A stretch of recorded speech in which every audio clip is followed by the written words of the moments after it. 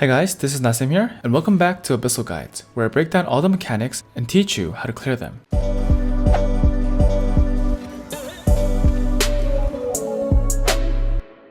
Today's dungeon is Oreha Preveza, and there are two bosses here. The first boss is Angry Moguro. The recommended battle items for Moguro are HP potions and time stop potions.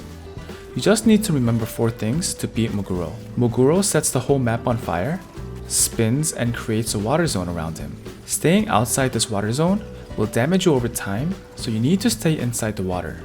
However, when Moguro crosses his arms in the air like this, he is about to use a big skill that will do a lot of damage. He will start spinning, and if there is anyone left inside the water zone at the end of the spin, he will smash his axe on the ground, which will do a lot of damage. So when Moguro crosses his arms, get out of the water zone until he is done spinning.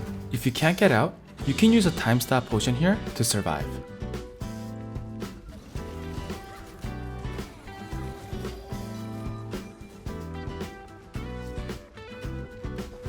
Moguro starts with this buff here, which increases his damage by 20%. Also, he will stun you every 3 hits, so getting rid of this buff will make this boss a lot easier. To get rid of this buff, you need to deplete this purple bar, which can be decreased with staggered damage. However, this bar locks up when the map is on fire, so make sure you can apply enough staggered damage before he sets the map on fire. These totems also give Moguro damage buffs and decreases your damage as well. Each totem will grant Moguro 10% more damage and decrease your damage by 10%. So whenever you see these totems, try to destroy them as soon as possible. However, 5 seconds later, you will be snared and your teammates will have to free you. So after you destroy a totem, make sure you don't run away from your teammates.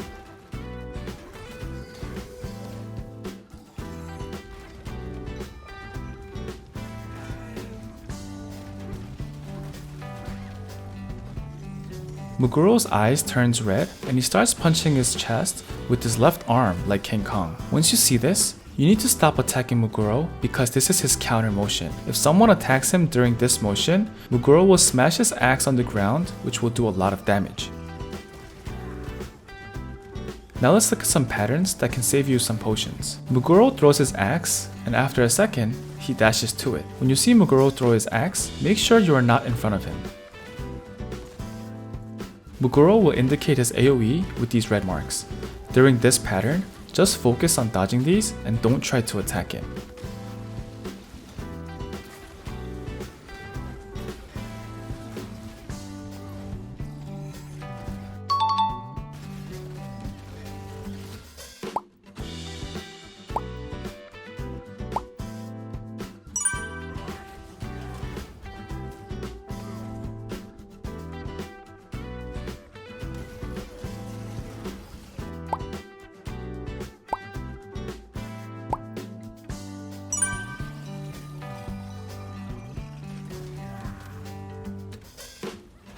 The second boss is Albion, and the recommended battle items are HP potions, whirlwind grenades, and swiftness robe if your class has a slow movement speed. Albion has 3 different states: ground, lightning, and a mixed state. Each state has different patterns, and you can change the state if you successfully pass the stagger check. If you fail the stagger check, Albion will not change states, but will become strengthened. In his strengthened state, he will be using a lot more AoE patterns, but these will all be marked in red. The required stagger is pretty high, so I recommend using whirlwind grenades for the stagger check. A lot of Albion's patterns mark danger zones, so I won't be going over all these patterns, but I'll go over some patterns and the special patterns for each state.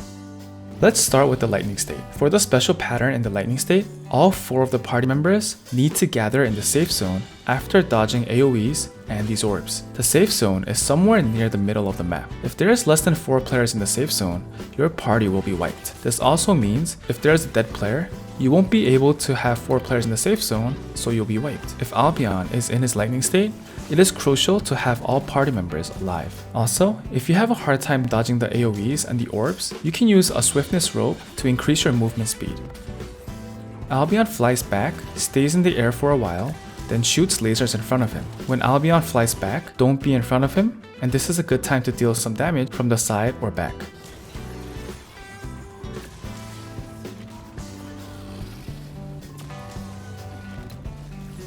Albion slashes, then spins and attacks with his tail.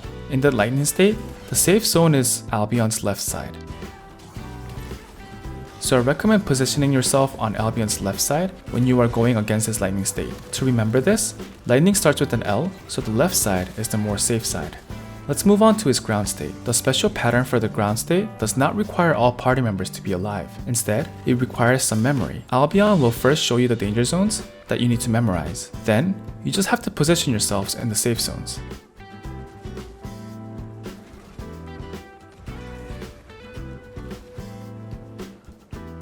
Albion looks behind him, then kicks with both his legs. This is hard to see, so just try to avoid his back during his ground state. When Albion flies up in the ground state, you should not be on his sides. Albion will attack his sides for a second. Again, Albion slashes, then spins and attacks with his tail. In the ground state, the safe zone is Albion's right side. Again, ground has an R, so the right side is a safer side in the ground state. Albion summons this clown periodically. This clown follows the person with this blue mark. When the clown reaches that person, a blue AoE will show, and if you are in it, you will get a darkness debuff and won't be able to see much. To avoid this, the person with the mark should keep on running away from the clown, and the other party members should focus on destroying the clown first. When Albion is at 12 bars, he will fly to the middle and crawl into a ball. Then, there will be 12 circles around him. If you look closely, you can see that there is a star on top of Albion's back. You need to count the number of points on this star and go into the circle with the same amount of points. The 3 types of stars have 4, 6, and 8 points. Albion never uses the same star again, so the last star will automatically be the star Albion didn't show before. For example, if the first star had 8 points and the second star had 4 points, the last star will be 6 points no matter what. So you can start looking for the 6-pointed star right away.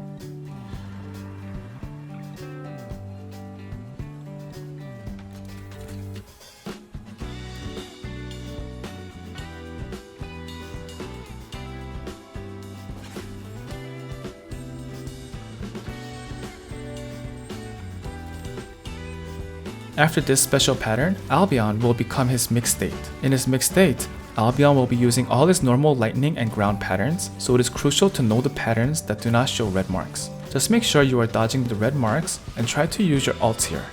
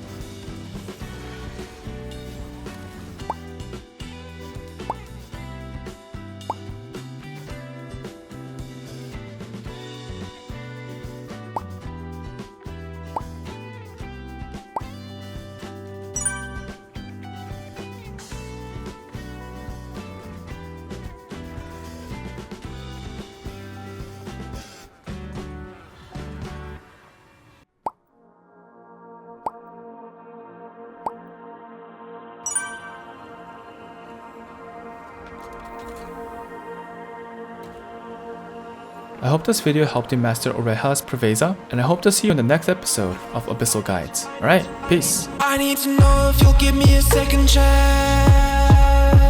They don't come around often, but please, you know I can't stand it when you don't talk to me.